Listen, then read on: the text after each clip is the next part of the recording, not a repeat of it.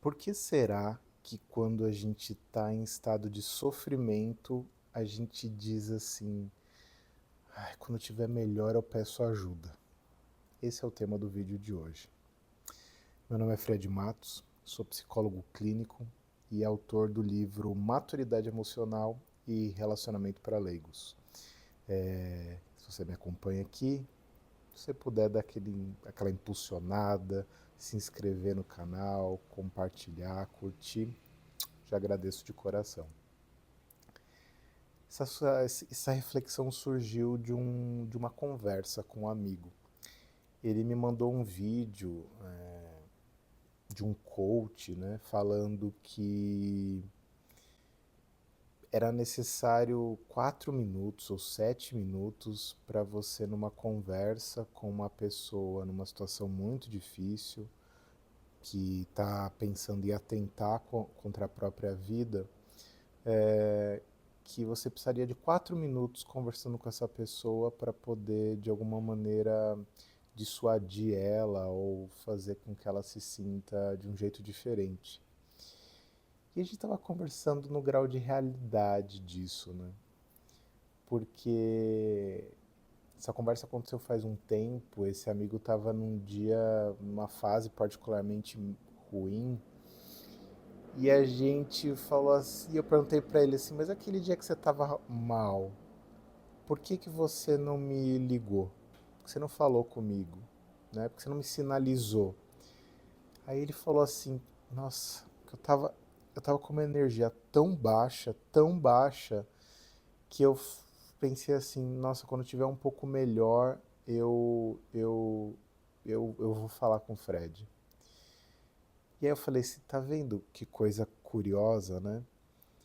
Você estava se sentindo tão mal, que você queria estar em melhores condições para poder me ligar. É como aquela pessoa que está com uma casa tão bagunçada, que ela não convida ninguém para ir para casa dela, porque está tão bagunçada que ela não convida ninguém. E não convida ninguém porque está bagunçada. E fica bagunçada porque não convida ninguém. E a gente não sabe o que que impulsiona o que. O X da questão é que é interessante a gente pensar a nossa noção de pedir ajuda. A gente é ensinado de uma forma muito ruim a pedir ajuda. É quase como se fosse uma coisa meio humilhante, meio desagradável, mexe com o nosso orgulho. A gente não quer estar numa condição super deplorável para poder pedir ajuda. Então a gente meio que espera estar melhor para poder pedir ajuda. Isso acontece inclusive na terapia. Um mês atrás eu me lembro de um rapaz que eu estava atendendo. Ele estava passando por uma situação super sensível, super delicada, e ele falou: ai, Fred, vou dar uma pausa na terapia porque eu quero colocar a cabeça em ordem e, e eu volto para a terapia.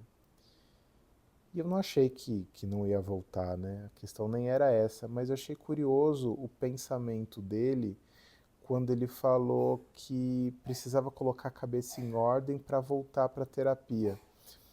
Nessa hora eu pensei assim, é quase como se a pessoa tivesse ido para o hospital e falado assim, olha, deixa eu recuperar aqui a perna que eu quebrei, e aí eu venho aqui no hospital quando a minha perna estiver um pouco melhor. Como se o próprio espaço de terapia não fosse o espaço para ajudar a pessoa a colocar a cabeça no lugar. É como se ele achasse que ele tivesse que estar em melhores condições para receber ajuda. E é muito curioso, né? A gente se perguntar qual é a hora de pedir ajuda. Em que momento que é interessante pedir ajuda? Na minha cabeça é meio que qualquer hora, sabe? A gente precisa desenvolver o hábito de pedir ajuda de forma preventiva, ou seja, quando a coisa ainda não está estourando, não veio o tsunami. A gente precisa pedir ajuda quando a gente está no meio do tsunami, louco, assim, lidando com um monte de questões. E a gente precisa aprender a pedir ajuda quando a gente está muito vulnerável e muito decadente. Ou seja, exatamente quando a gente não tem energia nenhuma para poder pedir ajuda, é que a gente precisa pedir ajuda.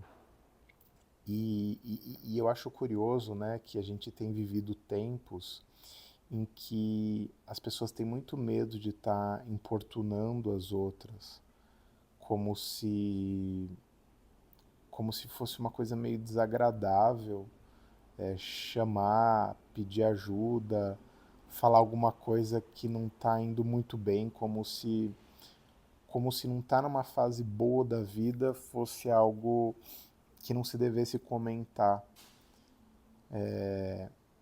Por exemplo, quando alguém está com um familiar muito doente ou quando uma pessoa da família faleceu, às vezes as pessoas não sabem como se reportar com ela, né?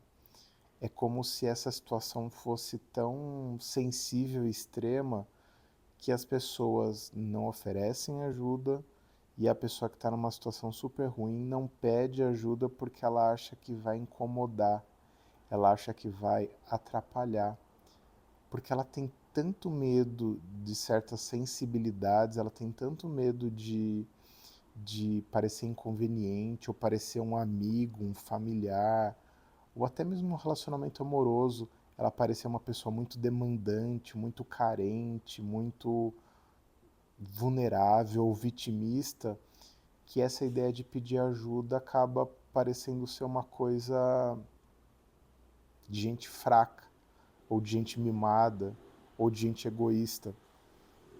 Então, uma coisa que eu digo para você, assim, porque esse é um exercício que há muitos anos eu venho tentando colocar em prática. Porque é muito curioso, né? Às vezes, quando a gente chega e fala para a pessoa, preciso de ajuda, a pessoa fala assim, mas por que você não me falou antes? Né? Aí a gente fica pensando, por que eu não falei antes? E normalmente a gente não fala antes, a gente não dá nem noção para a pessoa de que a gente está passando por uma fase particularmente difícil. Então é importante criar uma rede de relacionamento entre as pessoas em que elas se mostrem disponíveis para poder dar e oferecer e receber ajuda. É tão difícil dar ajuda quanto receber ajuda. E também tem uma coisa curiosa, quando a gente está muito, muito mal, a gente fica tão perturbado que a gente fica chafurdando naquele mal-estar. É quase como se a gente não quisesse de fato receber ajuda. É como se naquela situação tão deplorável a gente ficasse meio que indisponível, assim, fica uma coisa meio. Eu só quero desaparecer. Eu tô com tanta baixa energia que eu não quero nem pedir ajuda. E por que acontece isso? Porque a nossa cultura de ajudar é uma cultura de ajudar meio salvacionista. Às vezes ajudar é você só estar do lado da pessoa. Você não precisa necessariamente dar um conselho magnânimo, você não precisa falar algo que seja fundamental, mesmo numa situação de morte, né? Às vezes o fato de você estar do lado da pessoa que perdeu um ente querido é o suficiente. Você não precisa falar, vai estar num bom lugar. Você não precisa dar alguma esperança especial. Só o fato de você estar do lado daquela pessoa já é o suficiente. Ou seja, se a gente também cultivar uma cultura de ajuda que não seja meio invasiva, que não seja conselho barato, psicologia de botequim, talvez as pessoas também se sintam mais confortáveis de pedir ajuda pra gente, porque elas sabem que às vezes a gente pode ficar só em silêncio.